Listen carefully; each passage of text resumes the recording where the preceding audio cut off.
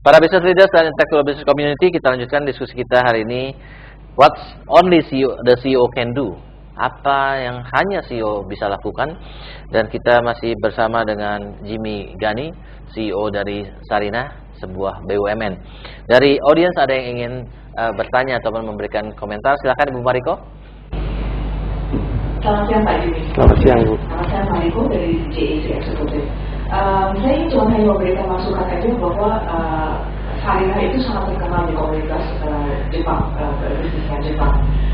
Salah satunya karena kita bisa dapatkan produk-produk Indonesia yang paling terlengkap di Sarinah. Tapi ada juga yang kedua adalah kita bisa dapatkan harga di bawah rata-rata. Jadinya kalau kita sudah mulai jago bernegosiasi dengan SPG di situ, biasanya kita bisa dapat 30% atau 10% diskon. Tapi kita tidak akan mendapatkan resitnya. Dan ini sudah menjadi bukan rahasia saya saja, tapi rahasia umum seperti itu. Dan yang ingin saya tanya, apakah Bapak tahu dan bagaimana itu bisa akan Bapak bisa solve untuk di kemudian hari, karena saya yakin itu tidak akan baik untuk di perusahaan Bapak. Terima kasih. Thank you Bu Mariko. Pak Bu Nardi, silakan. Ya, selamat siang Pak Jimmy, Pak Bayu. Saya Bu Nardi dari Mortali. Sebagai seorang new CEO Pak Jimmy ya, Bapak kan awalnya kan memberikan rating Sarinah dari 4 sampai 5. Kemudian tentunya Bapak mempunyai target yang ingin ditingkatkan menjadi 8 sampai 9. Nah, dengan kaitan ini kan tentunya Bapak melakukan inventarisasi masalah yang ada di perusahaan. Ya, inventarisasi masalah terutama ke fungsi-fungsi yang ada di sana. Dari inventarisasi masalah yang Bapak lakukan ini, kelihatannya fungsi mana yang perlu dibenahi atau yang perlu diberikan fokus utama? Oke, terima kasih Pak Bunardi. Good questions. Pertanyaan pertama, you as a CEO seringkali you mikirnya strategi ini harus gimana, but actually operational tuh banyak yang bocor. How did you deal with this gitu ya? Yang kedua, mungkin CEO nih gue mikirnya strategi aja, ternyata di bawah bocor terus gitu ya. Yang kedua adalah dari Pak Bunardi ini, terus gimana nih? Pertanyaannya siapa mana dulu fungsi harus diberesin? Silakan Pak. Oke, terima kasih Bu Mariko. Wah, ini surprising juga untuk saya sebagai CEO. Saya pernah dengar memang bahwa ada beberapa supplier gitu, mitra yang menawarkan produknya tapi nggak menjualnya di Sarinah. Artinya mereka merefer kalau mau murah belinya jangan di sini. Kita sedang cari tahu juga apakah itu benar gitu. Ini satu surprise yang baru lagi gitu dari Bu Mariko, dan I think it's a good tamparan untuk saya gitu ya sebagai CEO. Karena memang yang jelas itu bukan sesuatu yang kita inginkan gitu ya. Saya harus sampaikan juga bahwa the majority of our products are actually sold melalui kerjasama consignment. Jadi kita punya mitra-mitra yang memasukkan barang ke kita, kemudian kita mendapatkan margin dari barang tersebut. Nah, kalau itu terjadi, yang jelas itu adalah kerugian besar untuk Sarinah, sehingga kita perlu merubah. Hanya merubahnya itu memang kita perlu betul-betul lihat bagaimana caranya, karena SPG-nya itu pun memang SPG dari mitra kita, bukan SPG Sarinah. HR saya rasa it's a crucial issue daripada Sarinah. Sama tadi juga pertanyaan Pak Bunardi mengenai bagaimana kita meningkatkan dari 45 sampai 89 gitu kan, itu masalah kan HR issue. Yang dalam artikel ini, Shaping Values and Standards, itu penting sekali. Nah, kalau kita bicara customer service contohnya, sebetulnya Sarinah sudah punya satu ini yang bagus ya, satu saying yang bagus, yaitu SWF, Smiling, Welcoming, Friendly. Jadi everybody has to smile, everybody has to be welcoming people when they come, and they have to be friendly. And too friendly sampai bisa deal sama customer. Rupanya yang friendly ini mungkin kita robah nanti. Nah, salah artikan. Tapi saya juga lihat sendiri gitu pada saat saya belanja di sana, mereka tidak demikian semuanya gitu ya. Tidak semuanya smiling, tidak semuanya welcoming, tidak semuanya friendly. Dan friendly ini yang harus kita lihat lagi nanti definisinya.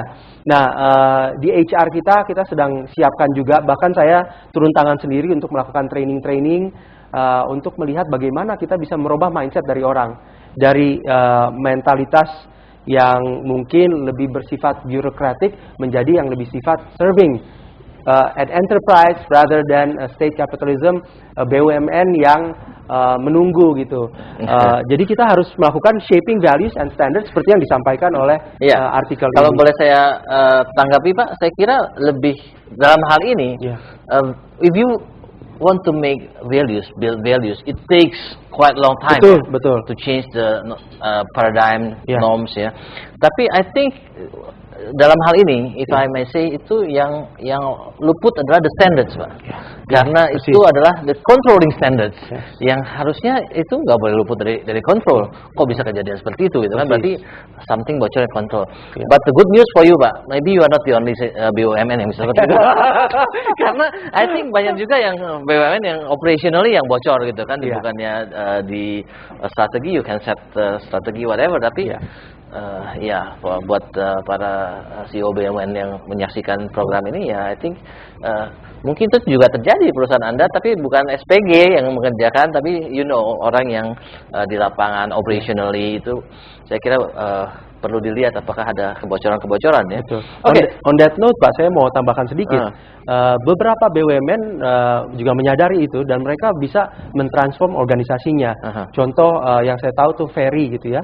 Ferry Indonesia yang tadinya sangat mudah untuk pas di depan, itu kan tinggal kokang-likong aja. Berapa orang? 10 orang. Ya, hitung aja. Sama PTKA juga gitu dong. Banyak kan kayak gitu. Tapi sekarang dengan transformation, dan transformasi itu sebetulnya sekarang bisa dibantu dengan tools IT misalnya. Sekarang kalau kita Ferry ya, mereka nggak ngitung lagi per head, tetapi per car. Mereka jadi aman gitu kan. Jadi per carnya dinaikin. Nah, begitu orang datang langsung pakai ada barcode sistemnya, IT sistemnya jalan. Bahkan pakai CCTV. Nah, sehingga menurunkan resiko orang bisa negosiasi seperti itu. Nah, itu memang yang perlu. Standards is important, but in order to control, you have to have some type of tools gitu ya, yang membantu. Nah, itu yang kita lihat juga, Bu Mariko. Saya sadar juga sekarang ini ngelihat kita harus reshape, dan HR tadi Pak juga yang penting gitu ya. Makanya kita dalam standards values itu kita pakai hal-hal yang kecil, yang simple. Contoh di HR kita, begitu saya masuk saya bilang we have to have core values. Dan core values itu saya bilang we have to have KISS. KISS itu adalah kritis, inovatif, sopan dalam berperilaku, santun dalam berbicara. So you have to be critical, you have to be innovative. Kalau ngelihat ada yang melakukan hal-hal yang seperti itu, harus ngomong gitu. Harus ngomong, Pak. Kalau nggak susah. Pak, ada insentifnya nggak, Pak? Ya itu Pak, KISS itu jangan hanya KISS yang core values-nya, tetapi kita juga bilang keluarga insan sarinah sejahtera. Nah, kalau kita mau mengarah ke kesejahteraan yang lebih baik, you have to have some core values, dan core values-nya juga KISS, yaitu you have to be creative, you have to be innovative, you have to be sopan dan santun. Kalau misalnya 3-4 hal itu bisa kita otomatis bisa dan satu lagi itu kan seluruh karyawan. Ini si pemimpin-pemimpinnya harus bermental juara. Apa itu juara? Jujur, unggul, kemudian juga risk taker sama adil. Jadi amanah tadi yang satu lagi ya. Jadi juara itu. Nah, sehingga pemimpin kita mereka merasa bahwa I have to act and behave in a certain way untuk menjadi pemimpin di Sarinah. Good, Pak. Jadi it's good singkatan-singkatan, dan itu hopefully itu nggak cuma di-memorize tapi dilakukan, Pak. Iya. Harus, Pak. Harus. Kita masuk ke yang berikutnya, Pak. Salah satu tugas yang lain yang juga penting adalah defining the company's business. Tadi kita udah ngomong Sarinah adalah retail. Most of your time mikirin retail, tapi juga you invest di hotel. I don't know how much involvement. Apakah itu hanya investasi? Tapi investasi kan masih banyak treasury yang lain yang bisa dilakukan. Kemudian ada juga ekspor import yang boleh dibilang sekarang menjadi you punya monopolistik ini yang walaupun as a corporate is good karena siapa lagi yang bisa ganggu kan, ini berarti cash flow yang tetap gitu ya. Tetapi again as you said state enterprise atau state capitalism, intinya yang memikirkan rakyat. Do you think this is good, dan juga good as a BUMN mikirin ini dan itu?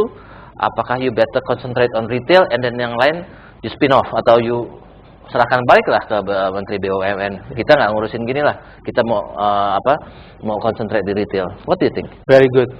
Waktu saya masuk, saya baru tahu kalau kita import minuman alkohol. Dan sebagai seorang Muslim dan seorang haji, saya sebetulnya agak berat gitu ya. Tetapi karena ini masalah pengawasan dan pengendalian, kita jalankan. Sehingga saya pada saat itu memikirkan dengan board of directors yang lain, apakah ini bisnis yang patut kita pertahankan. Tetapi karena ini penugasan, kita harus tetap jalankan. Nah, kebetulan setelah berapa bulan saya masuk Sarina, akhirnya pemerintah memutuskan untuk membuka keran import ini dan memungkinkan nanti tambahan dalam jumlah yang selektif untuk import ini. Sehingga kita harus refocus. Nah, refocus di mana? Retail tetap harus jadi core kita. Tapi retail yang seperti apa? Kita dulu punya department store, punya konsep supermarket. Tetapi for so many years supermarketnya rugi. Jadi kita buka di Bali, tutup. Kita buka di Semarang, kita tutup. Kita buka di Surabaya, kita tutup. Dan seterusnya. Sampai akhirnya nggak ada format yang jelas gitu. Nah, begitu saya ngelihat angka-angka, terus kita tahu ya, the first 2 months kita ngeliat, loh, kok ini supermarket bisnis kita yang hanya ada 4 outlet, tinggal 4 outlet, kok rugi terus. Dalam waktu singkat kita bilang udah tutup. We are not going into the supermarket business. You have to have a good distribution center, you have to have a good supply chain and logistics, and that is not our core competency. Banyak kompetitor kita yang lain yang punya outlet 6.000, wah itu mereka lebih kompeten. Yang punya outlet 90 lebih kompeten, kita 4 nggak mungkin untung. Sehingga akhirnya direksi memutuskan sesuatu yang sulit, kita fokus ke department store dan butik department store. Apa butik department store? Kita nggak bersaing di yang general, tetapi kan kita tahu, orang tahu batik itu di Sarina, orang tahu handicraft itu di Sarina, itu jadi kekuatan kita. Dan kita mengedepankan kekuatan itu, bukan sesuatu yang kita nggak bisa. Sehingga akhirnya direksi bilang udah supermarket stop, kita fokus on what we are good at, which is batik, handicraft, Muslim, dan Indonesian products. Tapi export and import? Nah, itu kan Indonesian products. Nah, Indonesian products ini bukan perdagangan dalam negeri aja, tetapi perdagangan luar negeri juga. Saya lihat lagi angkanya. Angka dari ekspor kita very small. It's not even 1% of our import di minuman alkohol. Sehingga saya bilang, wah ini harus ada refocusing sehingga ekspor kita bisnisnya bisa meningkat. Nah, saya mulai buka pembicaraan, saya mulai melakukan pendekatan-pendekatan dengan berbagai macam pihak sehingga kita bisa meniti supaya ekspor itu bisa jalan. Contoh barusan aja saya pulang dari acara Kadin dengan Minister of Investment and Trade dari Inggris.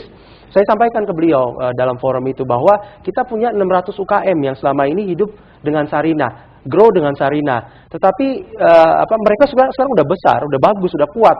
Tapi for 47 years misalnya, mereka udah kuat, kok bisa jadi pemain dalam negeri aja. Harusnya mereka bisa ekspor. Kita bantu mereka. Jadi kita akan lanjutkan lagi nanti dalam segmen berikutnya karena waktu kita harus break lagi.